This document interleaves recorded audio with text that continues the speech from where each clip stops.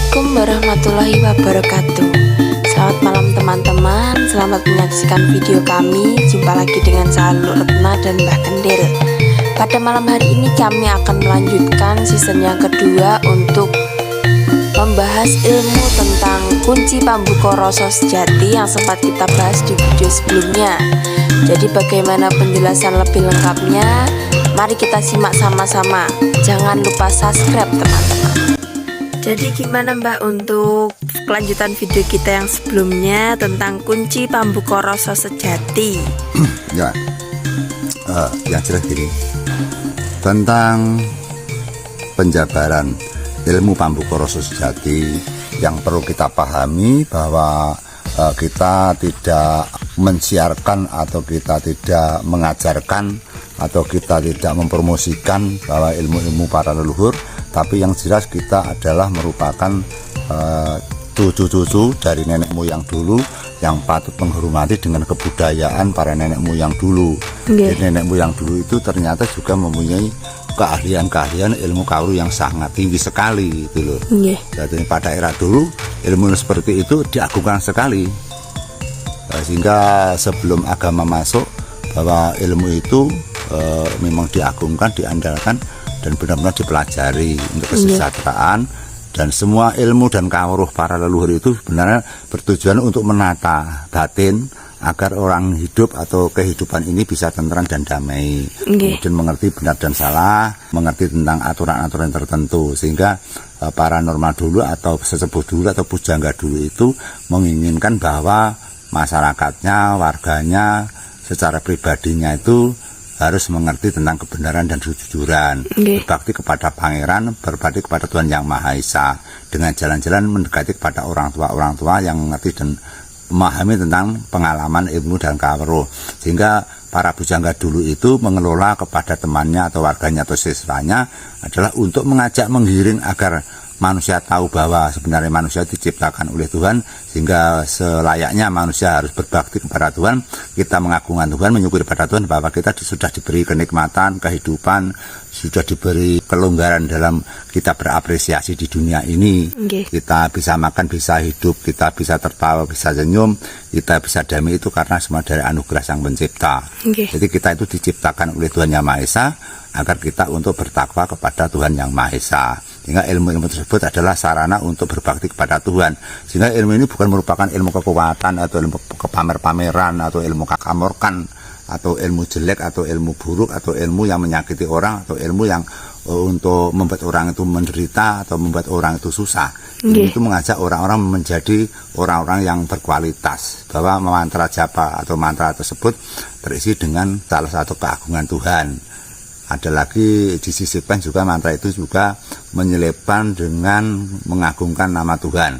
Ada lagi diselipkan di dalam mantra itu adalah mendunung nih marang Gusti, menggelarkan agar orang itu tahu tentang ketuhanan, menunjukkan terus kemudian mantra itu juga menyelipkan dengan kekuatan batin kita, bahwa kita itu mempunyai jiwa dan raga, mempunyai lahir dan batin, jasmani dan rohani, sehingga tidak ada salahnya kalau kita itu diberi kehidupan sama Allah, kita diberikan Tuhan tentang anatomi, diberi tubuh yang lengkap, diberi tubuh yang sempurna, kita menyukuri, kita memproses atau mempelajari tentang keberadaan yang kita miliki, tangan, mata, telinga, jantung, paru-paru, ginjal, sukma rasa, pangrasa, panca indriya, nasu patang perkara, nasri patang perkara yang ada di dalam tubuh ini dipelajari, dikupas agar manusia itu mengerti siapakah kita ini, siapakah manusia itu, terus kita harus bagaimana, terus kita apa yang kita sajikan kepada Tuhan, terus bagaimana kita cara mengabdi pada Tuhan, bagaimana kita bertingkah pakar setiap harinya, harus bagaimana, itu nanti kan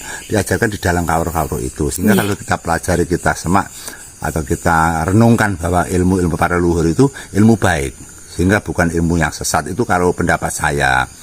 Selama saya berguru itu tidak pernah mendapatkan saran atau tidak pernah mendapat perintah agar menyakiti orang. Guru saya hanya menyarankan berbuatlah baik kepada siapapun dan sukalah menolong kepada siapapun. Dengan suka menolong, dengan berbuat baik, maka Anda akan memperoleh sesuatu hal yang di akhir nanti akan mendapat kecernian di alam akhir. Itu pesan dari guru. Bisa kata bisa menolong, jangan berpikiran dengan rupiah. Toh nanti kita sudah berhasil, orang yang ditolong tahu sendiri.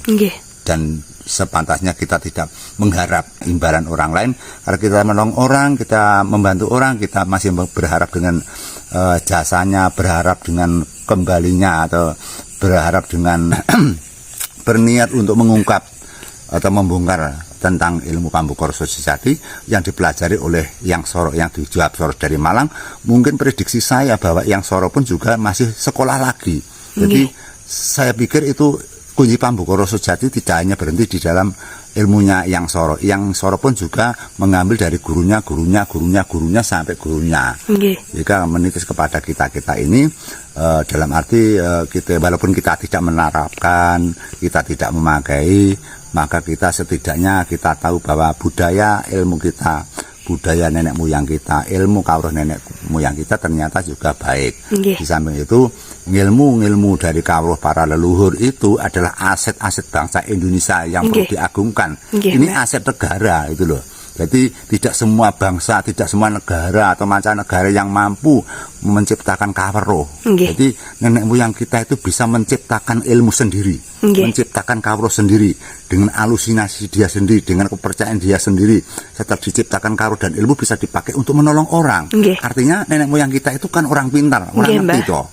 Jadi mantra japa diciptakan oleh para leluhur kita dulu gitu loh. Begitu andal, begitu cerdas nenek moyang kita. Maka ini mengungkap sejarah bahwa nenek moyang kita itu sangat luhur sekali budi pekertinya, bahwa anak cucu juga bisa merasakan hasil kawruh tersebut gitu Mbak. Ya. Kemudian di dalam agenda ini sebenarnya untuk penerapan kunci Pambukara Sejati itu tidak harus pakai perabot-perabot persyaratan. Sehingga kami juga pernah mencoba bagaimana kalau kita mengeluarkan tenaga gerak, tenaga di dalam tubuh kita, terus kemudian kita tidak memakai seperti sarana dan prasarana, seperti syarat-syarat yang ditentukan, seperti minyak, seperti kembang, seperti daun rojo, pisang raja, minyak wangi. Tanpa itu bagaimana? Apa nggak bisa? Ternyata tetap bisa, saudara. Kita aslikan dulunya seperti ini, syaratnya seperti ini. Adapun mulai sekarang atau dari anak cucunya tanpa pakai itu kan juga bisa gitu loh. Syarat-syarat itu tidak wajib, hanya sebagai pelengkap pendukung agar orang itu yakin, kalau yakin nanti bisa mudah untuk dipelajari gitu loh. Dan perabot-perabot itu juga ada nilai tersendiri seperti kembang kenongo, urip ning alam dunya, keneng ngono keneng ini gumantung kowe, gumantung jeneng sira ingin berbuat baik nanti hasilnya juga baik, berbuat buruk hasilnya juga buruk. Kita berbuat baik dan berbuat buruk, Tuhan tidak melarang. Tuhan tidak melarang itu, tapi tetap ada tuntutan. Siapa yang berbuat jahat, nanti Tuhan akan memberikan laknat kepada kita. Kalau kita berbuat baik, jelas ada amalan-amalan tersendiri, kaidah-kaidah sendiri, cahaya-cahaya sendiri yang kita dapatkan untuk mencari ketenteraman. Jadi kembang kenongo, uripi kena ngono kena ini, tapi hati-hati bahwa kita itu selalu diawasi oleh Allah. Kemudian ada lagi, yaitu minyak wangi adalah merupakan keharuman. Harum itu tidak didapatkan kepada persyaratan. Nama harum adalah dikejar dari siapapun. Siapapun lah namanya harum itu nanti akan menjadi orang terhormat. Kalau orang yang namanya busuk itu dibenci sama orang. Jadi simbol-simbol minyak wangi adalah merupakan keharuman kewibawaan kita. Terus kemudian kita lari lagi, kembang kenongo sudah, minyak sudah, terus kemudian kembang kerandil adalah kita harus berkumandil kepada Tuhan. Artinya kumandil, Tuhan harus selalu di hati kita. Kita bicara, kita bekerja, kita apapun lah, jangan sampai lepas dari kekuatan dan kebesaran keagungan Tuhan. Kita usahakan agar Tuhan sepertinya ada di hati kita di setiap detiknya. Kalau di setiap detiknya kita teringat dengan nama Tuhan, teringat dengan keagungan Tuhan, kita seperti punya Tuhan, insya Allah kita akan terjaga rapi, sehingga jin setan akan menjauh daripada kita. Kita lepas kepada kekuatan Tuhan, maka jin setan akan bersemayam di dalam hati kita. Seperti itu. Kemudian ada lagi persyaratan yang berupa adalah daun gedang rojo. Daun gedang rojo adalah merupakan peralambang, merupakan rojo itu kan kebesaran. Orang yang menjadi orang yang besar, orang yang berwibawa, orang yang berkuasa. Artinya kita itu mempunyai kekuatan menguasai diri kita sendiri. Kalau diri kita sendiri kita tidak bisa menguasai, otomatis dijajah oleh iblis, jin, setan dan sebagainya. Ya, kita harus bisa menguasai seperti raja. Raja bisa berbicara satu kata sudah dianggap oleh seluruh rakyatnya. Sehingga kalau kita itu bisa menguasai kepada diri kita kita bisa menguasai kepada ornamen kita baik lahir dan batin, maka tubuh kita lahir dan batin akan sempurna. Jadi daun raja adalah merupakan kekuasaan yang ada dalam tubuh kita. Kita berkuasa diri kita. Berkuasa apa? Kita berbuat jahat juga bisa, berbuat baik juga bisa. Tergantung komando. Maka disarankan para leluhur, maka komando sing apik, merintahno sing apik, nglakonono sing apik, tindak sing apik, itu yang dimaksud daun raja yang bisa mengatur apapun. Daun raja ada simbolnya raja. Raja ki ngendika sepisan dadi datang kena wolawali pindho Kresna tumentesi datang situ datang kena kai cali. Jadi saya ulang lagi, sabda pangandikane ratu, pindho sabda pangandikane pendhita.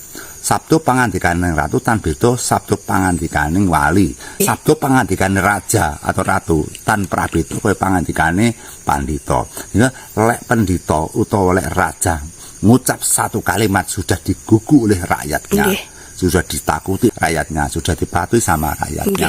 Sehingga di dalam agenda daun rojo adalah merupakan kekuasaan kita untuk menggelak tubuh kita, untuk menggelak budi kita, untuk membuat seluruh yang ada di dalam tubuh kita ini harus digelak ke jalan yang benar. Kalau nanti salah lek gelak nih, itu nanti kita akan mendapat celaka, kita akan mendapatkan kesengsaraan, kita akan mendapat kenistaan, kita akan tidak terhormat dan sebagainya. Maka kita harus menggelak atau kita seperti menguasai seperti raja, kita kuasai diri kita sendiri, kita tato sendiri, kita bikin sendiri agar tubuh kita, agar nafsu kita, agar budi pekerti kita menjadi budi pekerti yang baik. Tidak usah mengoreksi kepada orang lain, koreksilah diri kita sendiri. Kalau kita sudah tertata rapi, kita sendiri sudah baik, nanti Tuhan akan tahu siapa kita.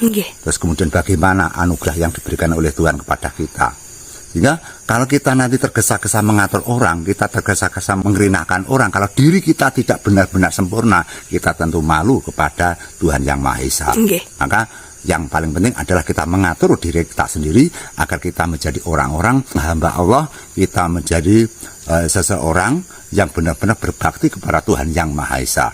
Dengan itu maka kita akan menjadi hamba-hamba yang terpuji, hamba-hamba yang selalu ingat dengan perintah Allah dan meninggalkan segala larangannya. Kita sebagai hamba-hamba yang benar-benar bertakwa kepada Tuhan Yang Maha Esa. Manusia di dunia tidak ada yang sempurna, manusia di bumi tidak ada yang suci. Bisanya kita hanya berusaha untuk mencari kesucian, kita bisanya untuk mencari kebaikan. Karena kita dijaga oleh nafsu 4 perkara, sehingga kita banyak musuh-musuh yang ada di dalam hati, termasuk musuh-musuh di luar. Maka dari itu pada malam hari ini kita untuk membongkar tentang ilmu kuno. Jadi mohon jangan sampai diasosiasikan atau ditanggapi dengan hal-hal yang tidak benar, misalnya dianggap ini syirik. Jangan sekali. Kita tetap bertujuan menjadi orang yang baik. Menjadi orang yang baik, kita tetap sebagai hamba yang berbakti kepada Tuhan Yang Maha Esa. Benar-benar kita rendah diri, benar-benar kita itu merasa hamba yang tidak punya apa-apa, kita hamba yang penuh dengan dosa. Maka kita berusaha dengan ilmu dan kawruh, semoga apabila ada dosa kita, Allah atau Tuhan Yang Maha Agung memberikan ampunan kepada kita, kita menjadi orang yang baik, menjadi orang yang terpilih. Dan nanti kita akan menang di alam jagat yang lain atau di alam surga nanti. Jadi kita punya tujuan, semoga perjalanan kita di akhir zaman nanti, kita sudah selesai hidup di dunia, kita akan hidup lagi di alam baka, sehingga di alam baka kita mendapatkan kenyamanan, kenikmatan, ketenteraman, dan padang dalane, kemudian diakui oleh pangerane, diberi tempat yang layak oleh Tuhan. Itu pasti bahwa manusia itu akan mati. Maka sebelum mati kita pikirkan, apa persiapan kita nanti mati. Karena di dunia seperti ini, kita sudah tua, kita sudah muak di dalam dunia ini, sehingga kita harus jangan memikirkan di dunia saja, karena kita masih hidup di jagat yang lain. Ya, kalau di jagat ini kan sudah jelas pekerjaannya apa, hariannya bagaimana, dosa apa yang kita lakukan, kemudian kita bisa nggak nebus dosa, kemudian kita pernah menyakiti berapa orang, setiap hari kita berdosa berapa orang yang kita sakiti, kita sangat sekali banyak dosa-dosa itu. Maka semoga dengan konten ini saya mengajak teman-teman, mari kita bersama-sama mencari kebaikan, mari kita bersama-sama untuk mencari jalan yang benar sesuai dengan perintah agama masing-masing. Sehingga kita walaupun membicarakan dengan ilmu Jawa murni, ilmu Jawa leluhur, ilmu Jawa kuno, tapi kita tidak akan lupa dengan agama yang kita yakini. Kalau agama Islam, yakinlah dengan Islam. Kalau agama Hindu, yakinlah dengan Hindu. Kalau agama Anda adalah Buddha, yakinlah dengan Buddha. Karena di dalam agama kita tidak boleh memaksa kepada salah satu penganut. Lakum dinukum waliyadin, silahkan Anda yang dipercaya. Tapi untuk aliran Kawruh Jawa ini hanya sebagai ruang lingkup untuk mencari pengalaman saja, dan sebagai kita untuk mengetahui bahwa nenek moyang kita adalah dulunya orang-orang yang punya kawruh yang keras tinggi, yang berbudi luhur, sehingga jangan sampai kita menjadi orang yang modern terus kemudian mengolok-olok orang kuno. Orang kuno itu orang bodoh, orang kuno orang yang tidak ngerti, orang kuno itu jauh dari agama, orang kuno itu yang sesat. Jangan sampai, karena tidak ada yang kuno, maka tidak ada seperti kita ini. Jadi kita nanti akan menunjukkan bahwa persyaratan seperti kembang telon, kembang kenongo, gedang rojo itu hanya syaratan saja. Ternyata pernah saya coba bahwa tanpa pakai sarana itu kita juga bisa untuk memanggil dengan kekuatan tenaga kita. Sehingga dengan ilmu Gitar Bambu Karo Sujati itu adalah melatih kerja-kerja rasa pangrasa yang ada di dalam hati kita gitu. Dan hasilnya nanti bisa untuk tolong menolong sesama umat. Menolong sesama umat adalah merupakan perintahnya Tuhan agar kita menjadi orang-orang yang terpuji. Pemirsa, kembang kenongo ini ketepatan, Mbak. Jadi kita kan di bawah pohon kenongo. Nah, seperti ini. Nah, seperti ini, Mbak. Ini adalah kembang kenongo. Nah, ini adalah hasil cipta karya dari petani Indonesia. Sehingga kembang kenongo ini di luar negeri nggak ada. Di daerah saya ini adalah merupakan pengusaha minyak wangi kenongo. Jadi di sini tuh banyak pabrik minyak wangi kenongo. Di sini banyak tanaman kembang kenongo. Sehingga hasilnya minyak ini nanti dijual ke luar negeri gitu loh, Pak. Ada yang dijual di Indonesia, sehingga Indonesia itu mempunyai tanaman yang diperkirakan luar negeri tidak punya. Berbanggalah kepada rakyat Indonesia yang mempunyai beraneka ragam bunga, beraneka ragam tumbuh-tumbuhan. Sumber daya alamnya sangat banyak sekali. Kita punya kembang melati, kita punya kembang randir, kita punya kembang mawar, dan semua kembang-kembang itu bisa dipakai untuk pengharum, pengharum badan, pengharum pakaian, pengharum rumah. Maka kita harus beruntung. Ini adalah kembang kenongo. Katanya para leluhur adalah kenongono keneng ini kowe sir salah yo karepmu, sir bener yo karepmu, tapi sing salah besok bakal ngunduh wong pakarti, sing bener bakal antuk pahala, sing bener bakal untuk pujiane Gusti Kang Maha Agung, Gusti Kang Maha Suci. Nah, ini kalau tidak ada minyak, enggak ya, kami misalkan minyaknya tertinggal. Ini untuk mengetahui dengan ornamen yang ada di dalam tubuh kita bisa digosok seperti ini. Nah, ini sudah seperti minyak. Jadi, menghasilkan bau wangi. Ini sudah berbau wangi, Mbak. Nah, ini coba dibau. Nah, ini kan Mbak, kan seperti minyak ya. Iya, seperti sangat semerbak sekali. Iya, semerbak sekali. Nah, ini cukup kalau tidak ada minyak, cuma kembang di ini kan sudah minyak. Terus bau berapa 3 kali, artinya sudah masuk ke dalam rasa kita. Rasa kita bisa merasakan yang rasa yang ada di indera penciuman, indera rasa yang ada di hidung, yang bisa merasakan. Nah, kemudian dioleskan di belakang sini karena ini adalah sintra-sintra gaib lah. Adanya di sini itu, Mbak. Makanya kalau kita ke tempat angker itu yang kelihatan yang dingin, yang mengkirik atau yang merinding itu di sininya itu yang lebih kuat itu. Karena itu senternya di sini itu. Kenapa kok di Gitok sini selalu ada hal-hal yang merinding? Apakah itu sentra-sentra apa sukma kita, nyawa kita keluarnya dari sini, kita tidak mengetahui. Yang jelas Gitok itu adalah sumber-sumber, karena kalau di dalam Gitok sini ini kena hantaman benda tumpul, darahnya membeku, pembuluh darah pecah, itu kan sudah fatal. Makanya rawan sekali di dalam Gitok ini. Seperti itu, maka nanti kita terangkan. Ini hari malam Jumat Legi, pemirsa. Sehingga saya membuat konten itu tidak ngawur. Jadi saya membuat konten itu nggak main-main. Tadi saya mencari kembang, mencari daun rojo, saya ke sana kemari, pemirsa. Daun rojo di daerah saya sulit sekali. Sehingga saya pesan orang, akhirnya bisa ketemu, diantarkan rumah saya. Karena nanti kalau tidak lengkap namanya kan bukan pembongkaran. Iya, kalau pembongkaran ya harus yang benar-benar daun raja. Kalau kita menempuh dengan rosong, karena misalnya saya ganti dengan daun yang lain kan menipu, Pak. Saya ganti gedang Ambon itu kan menipu. Dari dasar menipu saja, walaupun kecil pun Tuhan akan tahu gitu loh. Kecil besar itu tetap namanya penipu. Nggih. Makanya kita usaha pada malam hari ini kita sajikan yaitu tentang persyaratan 3 atau 4 yang tidak saya kurangi. Nggih. Daun rojo ya daun rojo, kembang kenongo ya kembang kenongo gitu ya. Kemudian kita lanjutkan lagi nanti. Nggih. Persyaratan yang tertera atas perintah guru adalah ada 4 unsur. Yang pertama syarat kembang telon, kemudian dupa Nggih. sebagai pelengkap untuk pengharum. Yang ketiga adalah Daun pisang raja. pisang raja. Yang keempat adalah minyak wangi. Nggih. Sehingga dari 4 ini adalah merupakan persyaratan untuk awal mengambil ilmu kunci pambuka rasa sejati. Apabila sudah bisa atau sudah terlatih mempelajari dengan tuntas, maka persyaratan ini tidak dipakai tidak apa-apa. Nggih. Apabila dipakai juga lebih baik. Andai kata tidak dipakai tidak apa-apa. Pengambilan itu kan murni di dalam kita. Nggih. Itu tidak harus tepatnya kepada persyaratan.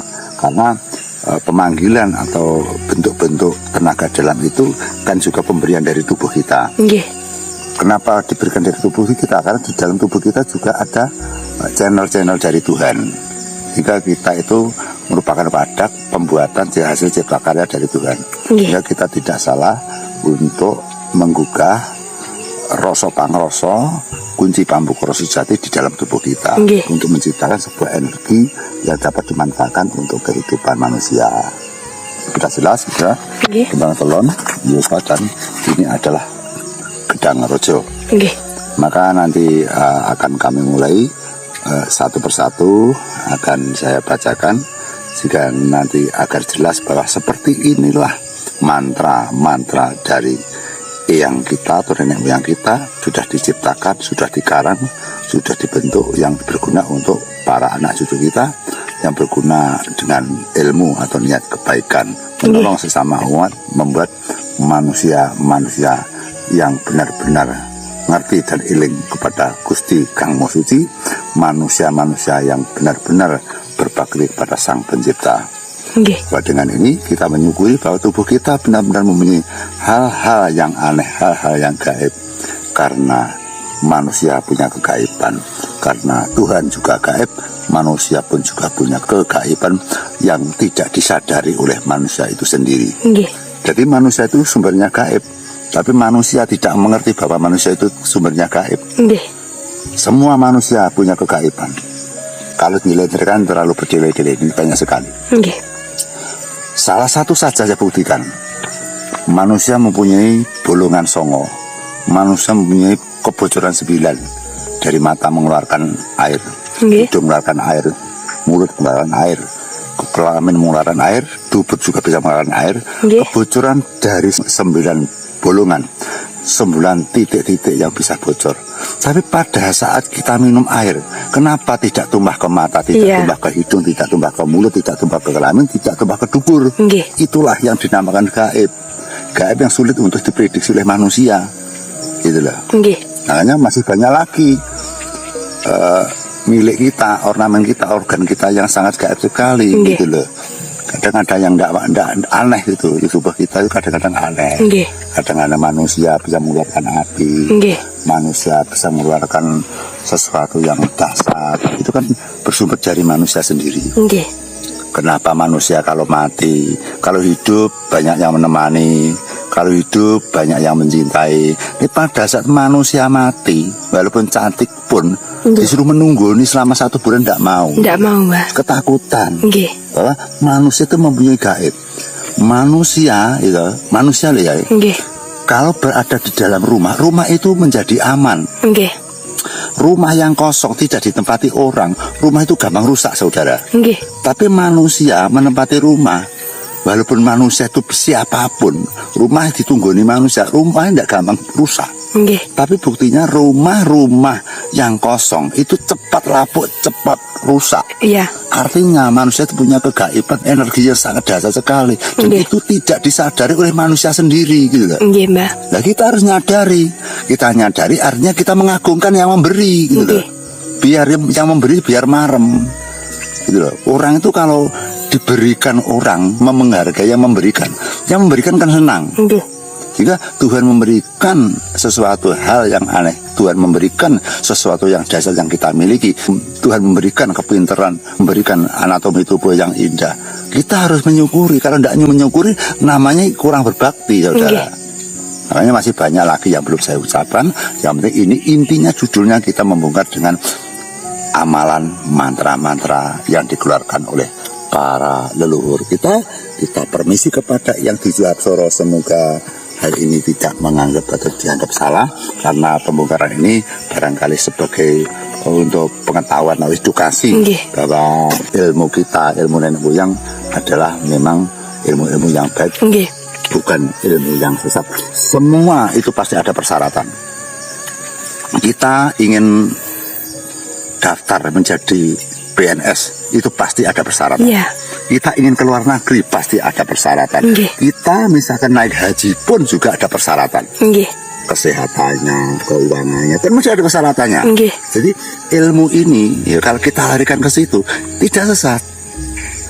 Jadi penggambaran ini hanya lambang-lambang saja. Seperti bendera merah putih, itu kan merah artinya berani, putih karena suci. Kalau kainnya itu murah saja, tapi nilai lambangnya yang sangat mahal sekali. Iya, Mbak. Makanya ini jangan sampai ini salah persepsi. Kita juga menghargai lambang-lambang yang diciptakan oleh Tuhan, bahwa kembang kenong ini juga Tuhan yang menghidupi. Ini bisa berbunga, yang memberikan hidup juga Tuhan, gitu loh. Dan pisang juga demikian.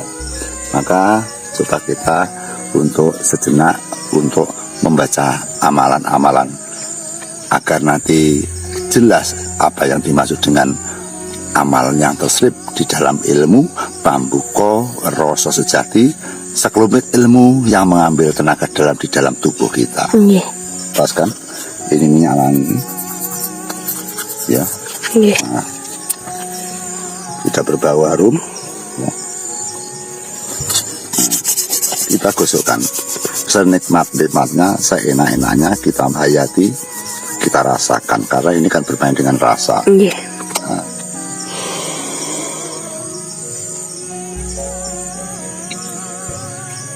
Simpan di dalam hati. Kita keluarkan.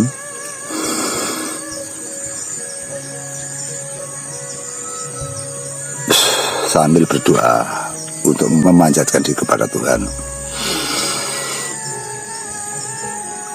3 kali penghayatan yang khusyuk agar kita bisa diberi kecerdasan oleh Tuhan.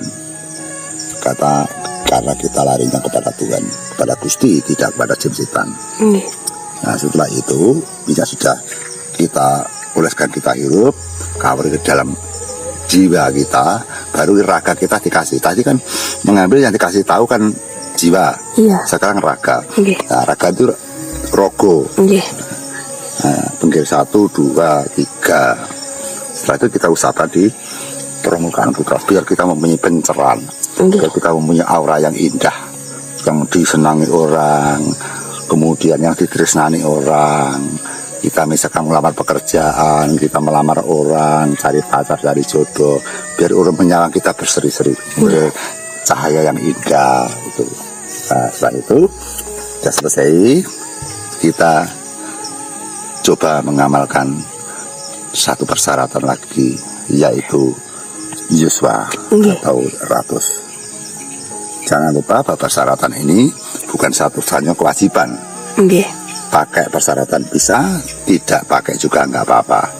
Karena yang nama Tuhan itu tidak harus bertele-tele memohon itu.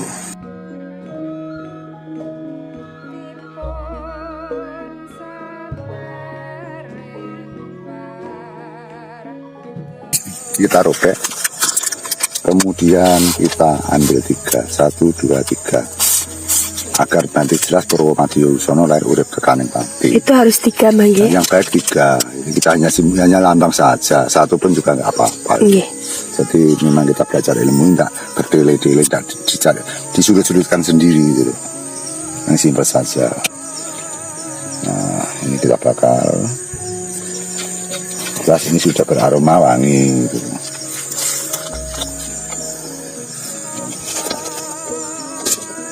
Nah, setelah itu kita Kita baca unen-unene atau amalannya atau bacanya atau doanya. Nggih. Ini anggap saya doa ya. Nggih. Yang sukmo hadirin wih, ingsun nyuwun keter pater mulya, ingsun nyuwun didunungne marang Gusti Kang Maha Suci, ingsun nyuwun kunci pambuka rasa sejati, ingsun nyuwun keter pater mulya ingkang kebat, ingkang kebat, ingkang kebat. Ingsun nyuwun didunungne marang jiwa raga ingsun, ingsun nyuwun keter pater mulya ingkang kebat, sak kebat dadi pitung kebat, pitung kebat dadi 100 kebat, 100 kebat dadi 1000 kebat. Kula nyuwun keter pater mulya ing sarening badan, jiwa lan raga kula sumarah mring Gusti. Kebat, kebat, kebat, kebat, kebat, kebat, kebat, kebat, kebat, kebat, bat, bat, bat, bat, bat, bat, bat, sehingga bat, bat, bat, bat, bat, bat sesuai dengan gerakan dan ucapan. Semakin gerakannya cepat, bat-batnya semakin cepat, karena nggak bisa. Kalau kita punya kebat-kebat kan lambat, jadi cuma bat-bat-bat aja. Jadi bat-bat-bat, jadi kebatnya disikat bat-bat-bat, yang kebat, kebat, kebat, kebat, bat, bat, bat, bat, bat, bat, bat. Itu sampai nggak bersuara Bang ya?